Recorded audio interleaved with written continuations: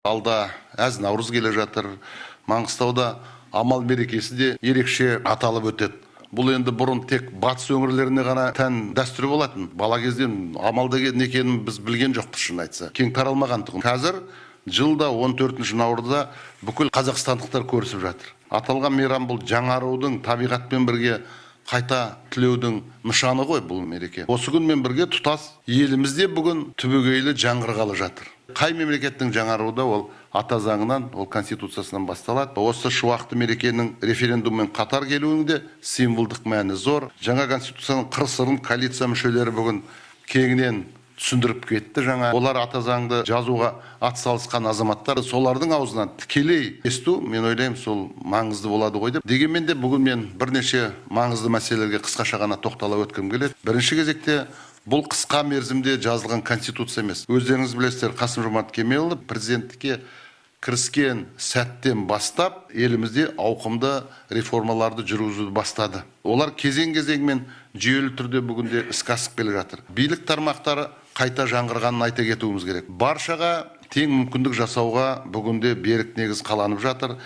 Биліктің бір қолға шоғырлануына тосқауыл қойылды. Кезінде қолды болған, елден заңсыз шығарылған активтер мемлекетке бүгінде қайтарылып жатыр. Оған осындай мектептер салынып жатыр, ауруханалар салынып жатыр. Осы қадамдардың өзегінде әділеттілік, теңдік және бірлік идеясы тұр. Заң мен тәртіп соның берік іргесі болып қалануда. Бұл қоғамның санасына серпіліс беретін басты құндылықтарымызға, негізгі бүгінгі қағидаттарымызға айналып келе жатыр. Жаңа ата заң осы жүйелі жұмыстың заңды жалғасы, түпкі түйіні. Ең негізгісі мұның бәрі халықтың сұранысынан туындап отыр. Сондықтан елдің болашағына бағытталған баптар, преамбулада көрініс тапқан құндылықтар, халықтың қалауынан туған қағидаттар бәрі президенттің жүрегінен шықты деуге болады. Бір сөзбен айтқанда, жаңа конституцияда мемлекет басшысының жылдар бойғы ой толғамдары халық үнімен үндесіп жатыр.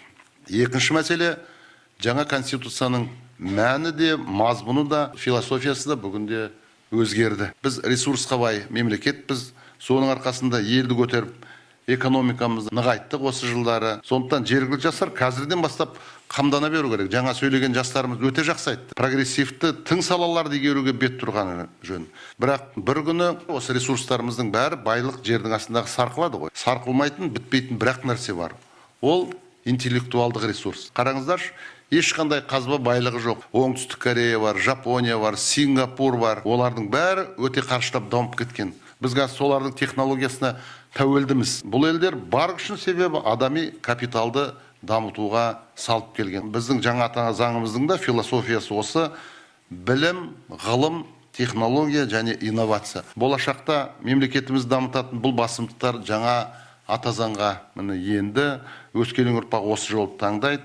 Жастарымыз әсіресе осы тәуелсіздіктің құрдастары мұны жақсы түсінеді, соған ұмтылатын болады. Осы болашақтың мамандықтарын таңдауға біз жәрдемдесу керек. Бұл әсіресе маңғыстаулық жастарға да өте өзекті. Мен қаншама рет осы кездескенде, мен осы аудиторияларда Маңғыстауда бірінші кезекте айтып жүрмін. Ертең Маңғыстауда мұнайда, газда бітеді. Қанша деді? 20 жыл ма? 15 жыл ма? Бірақ шынында да ол аяқталғаннан кейін 700-800 мың адам, мысалы үшін, қаншама жастар көбейіп келе жатыр қазір. Солардың барлығына енді бәрі қазір мұнайға барғысы келеді. Енді ол болмайды ғой, шынын айтуымыз керек осы жерде бір-бірімізге. Сондықтан жергілікті жастар қазірден бастап қамдана беру керек. Прогрессивті тың салаларды игеруге бет тұрған жөн. Әрине, әр адам өзінің тағдырын өзі таңдайды, өзінің болашағын өзі жасайды. Адам іздену керек, білім қуу керек. Жаңа конституция соған жол ашады. Ал мемлекет оған жағдай жасау керек. Біздің басты қазынамыз жер қойнауындағы ресурс емес, білімді балаларымыз бен озық ойлы жастарымыз. Адамның игілігі білім, ғылым дегеннен шығады. Өткенде Түркістанда болдық. Сонда Яссауи кесенесіндегі оригинал дейді, түп нұсқасы есігінің, қақпасының. Соны музейге қойыпты. Мен сол музейде болмаймын, музейге барып, сол қақпасын көрдім.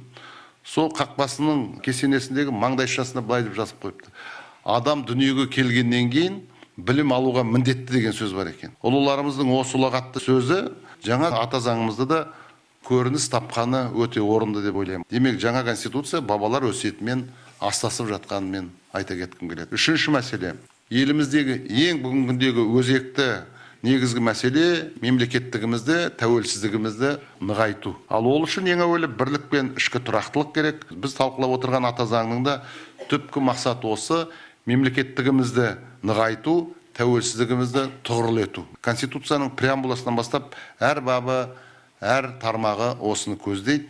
Оған бір ғана мысалды айтам.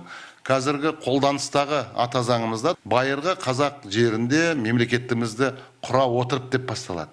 Жас мемлекетіміз үшін бұл әрине сол кезде мемлекеттігімізді құру өте өзекті болған. 30 жылда заман өзгерді, мемлекетіміз аяққа нық тұрды деп айта аламыз. Сондықтан жаңа конституцияда ол мемлекеттігімізді нығайта отырып деп өзгерді бүгінде. Ол үшін бірлік, ішкі тұрақтылықпен қатар елімізде заң үстемдігі болу керек. Бәріміз тәртіпке бағынуымыз керек. Тәртіпке бағыну деген бұл тұрақтылықтың ең алғы шарты. Екіншіден, әрине билік тармақтары арасында қарама-қайшылық болмау керек. Сондықтан барлық билік институттарының президент, вице-президент, құрылтай, үкімет, халық кеңесі осылардың құзыреті мен өкілеттілігі жаңа ата заңда анық жазылған, сонымен қатар әрқайсынікі белгіленген, олар сол өзінің құзыретінің шеңберінде ғана жұмыс істейді. Билік тармақ арасындағы тепе-теңдік осында нық орнатылатын болады.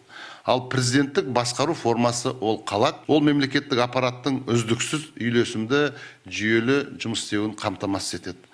Яғни мемлекет басшысы ол конституцияның кепілі. Жаңа саяси жүйе елдегі тұрақтылыққа да, орнықты дамуға да, ең бастысы тәуелсіздікті нығайтуға да ерекше әсер ететін болады.